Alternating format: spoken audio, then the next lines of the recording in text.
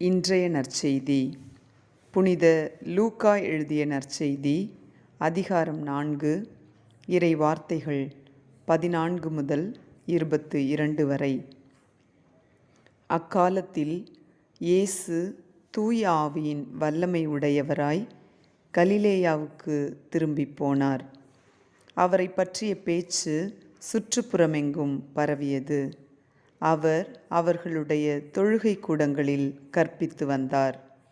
எல்லாரும் அவரை பற்றி பெருமையாக பேசினர்.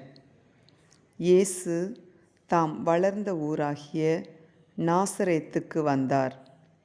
தமது வழக்கத்தின்படி ஓய்வு நாளில் தொழுகை கூடத்திற்கு சென்று வாசிக்க எழுந்தார். இறைவாக்கினர் எசாயாவின் சுருளேடு அவரிடம் கொடுக்கப்பட்டது.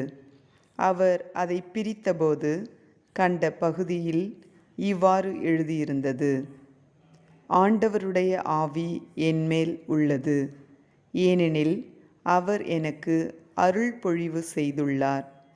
ஏழைகளுக்கு நற்செய்தியை அறிவிக்கவும், சிறைப்பட்டோர் விடுதலை அடைவர், பார்வையற்றோர் பார்வை பெறுவர் என முழக்கமிடவும், ஒடுக்கப்பட்டோரை விடுதலை செய்து அனுப்பவும், ஆண்டவர் அருள் தரும் ஆண்டினை முழக்கமிட்டு அறிவிக்கவும் அவர் என்னை அனுப்பியுள்ளார். பின்னர் அந்த ஏட்டை சுருட்டி ஏவலரிடம் கொடுத்துவிட்டு அமர்ந்தார். தொழுகை கூடத்தில் இருந்தவர்களின் கண்கள் அனைத்தும் அவரையே உற்று நோக்கியிருந்தன.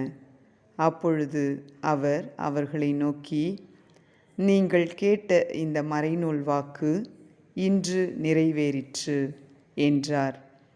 அவர் வாயிலிருந்து வந்த அருள்மொழிகளை கேட்டு வியப்புற்று, இவர் யோசேப்பின் மகன் அல்லவா என கூறி எல்லாரும் அவரை பாராட்டினர். இது ஆண்டவர் வழங்கும் அருள்வாக்கு. இறைவனுக்கு நன்றி.